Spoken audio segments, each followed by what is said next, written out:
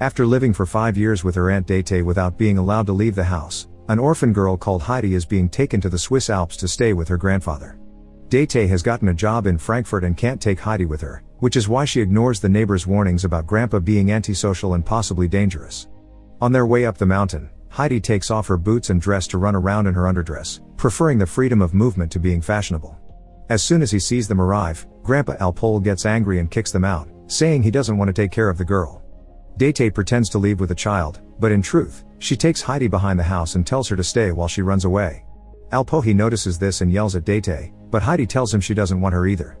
Refusing to accept the girl in his life, Alpohi enters his home and locks the door, so Heidi decides to sleep in the barn with the goats. The next morning, Alpohi gives Heidi some goat milk as breakfast and then takes her to church. The priest takes a close look at Heidi and declares her healthy and strong. He thinks it's Alpohi's duty to take care of his own blood, but since Grandpa won't change his mind, the priest comments he'll be going to Mayenfeld in 3 days so he can take Heidi with him to see if any farmer will have a use for her. When they return home, Heidi wonders if she should sleep in the barn again, and Alpohi tells her she can sleep wherever she wants.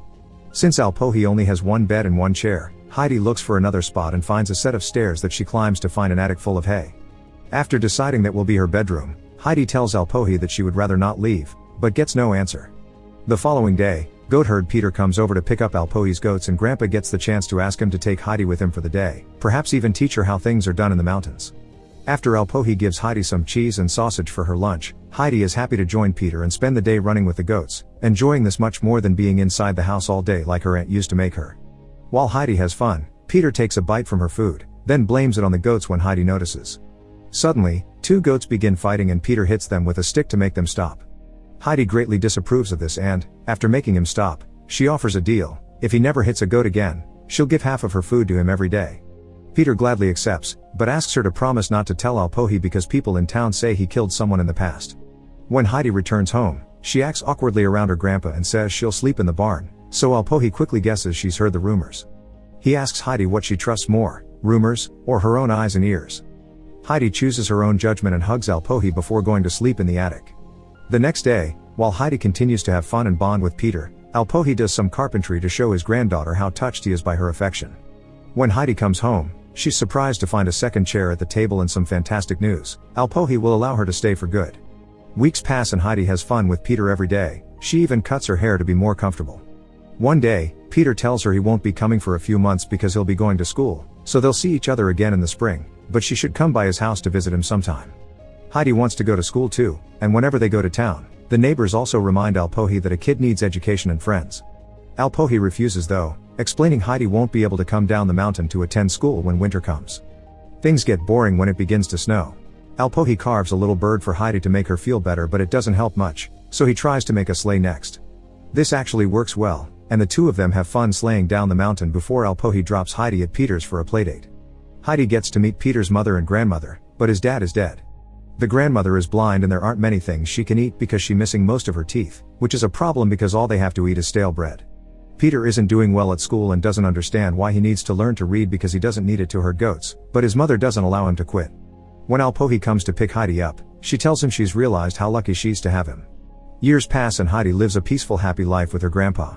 One day, Dete comes back saying she's found a nice place for Heidi with her employers, which would allow her to make friends and go to school. However, Alpohi refuses to allow Heidi to leave and points out how Dete suddenly cares about her niece all of a sudden. Embarrassed, Dete responds she only left Heidi because she didn't have a choice back then. She argues with Alpohi but doesn't get to change his mind, so Dete pretends to leave when actually she goes further into the mountains to find Heidi among the goats. Dete makes the offer again, and when Heidi replies she wants to stay, Dete tells her Alpohi also wants her to go because he wants what's best for her. Upset, Heidi allows Dete to take her away, and Peter sees all this. When he takes the goats back to Alpohi, Grandpa notices Heidi is gone and quickly guesses what happened, so he runs all the way to town. But by the time he gets there, it's too late. Date's already left with Heidi, and the neighbors make fun of Alpohi for it. In Frankfurt, Heidi is taken to the Seesman mansion, where he meets the butler Sebastian, the maid Tinette, and, most importantly, Governess Rottenmeier. This Rottenmeier lady isn't happy to see Heidi because she looks like a wild child with no manners, but Dete reminds her this is what they asked for, an unspoiled child of this age to be friends with the house's kid, Clara. While Dete demands her part of the deal and leaves, Heidi meets Clara, who can't walk and is wheelchair bound. The girls immediately hit it off, and when Heidi accidentally pushes Clara's chair against the table, Clara lies to protect her and tells Rottenmeier that it was her fault. There's a lot for Heidi to learn in order to be accepted as Clara's companion. They wash her, give her a proper dress and boots, teach her table manners, and forbid her from running around the house or being loud. Heidi must also take classes with Clara and shocks everyone when she confesses she can't read. Rottenmeier wants to get rid of her, but she can't do that until Clara's dad comes back from his trip, so in the meantime, the instructor must teach Heidi how to read while still keeping up with Clara's lessons. Heidi adapts quickly to the rules of the house, but she doesn't change entirely and keeps most of her quirks. She still prefers nature over a house and dreams of the mountains every night, and whenever she can get away with it, she hides bread rolls in her pockets. She and Clara grow very close. This bond inspires Clara to share what happened to her. After her mother's death, Clara became so ill that she lost her ability to walk. Before Heidi came along, she felt lonely and caged in this house because her father's always away on business trips. One afternoon, Heidi refuses to take the daily nap and asks Sebastian to open a window for her. Sadly, she still can't see the mountains, causing Sebastian to explain that in order to see the mountains from here, she would have to get into the very tall city tower. Afterward, Heidi sneaks Clara out of the house and shows her around the city, because Clara is never allowed to go outside. When they find the city tower, Clara waits by the door while Heidi goes as high as possible, only to get disappointed when not even up here it's possible to see the mountains. Clara is a little nervous to be alone, but her mood improves when she finds a person selling kittens and decides to buy them all. Back at the house, Rottenmeier panics when she can't find the girls and sends all the servants out to search for them. It's Sebastian who finds them, and Clara fortunately covers the kitties with the blanket they came with before he can see them. When they return home, Rottenmeier tries to scold them, but ends up sneezing like crazy because of her allergies. The cat suddenly jumped off Clara's lap, scaring Rottenmeier so badly that she climbs on the furniture, making everyone laugh. Later at dinner as punishment, Heidi isn't allowed to eat. Instead, she must stand in the corner of the room, facing the wall during the whole meal. Rottenmeier promises that next time she'll send her to the cellar with the rats. Heidi won't stand for this, so after dinner, she picks up all the bread rolls she's saved for Peter's grandmother and tries to leave. Rottenmeier stops her, reminding her she's lucky to be receiving fancy clothes and proper education.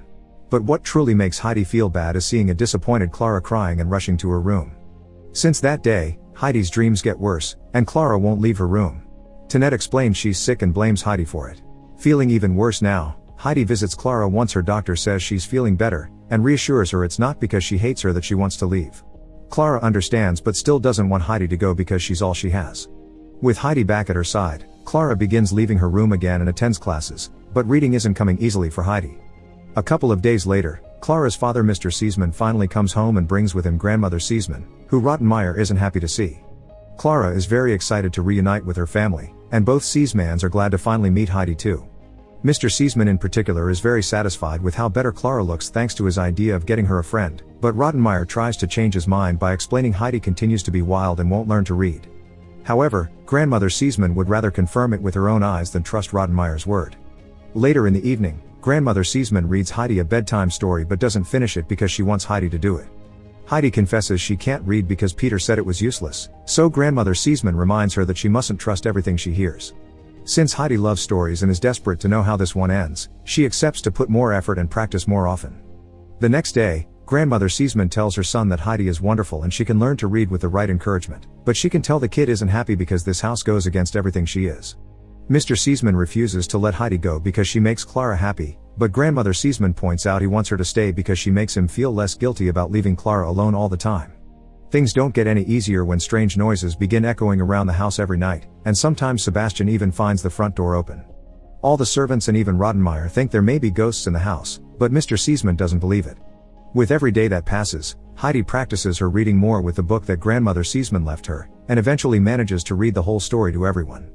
The teacher takes all the credit, and Mr. Seesman decides this shows Heidi is good enough to stay in the house for good.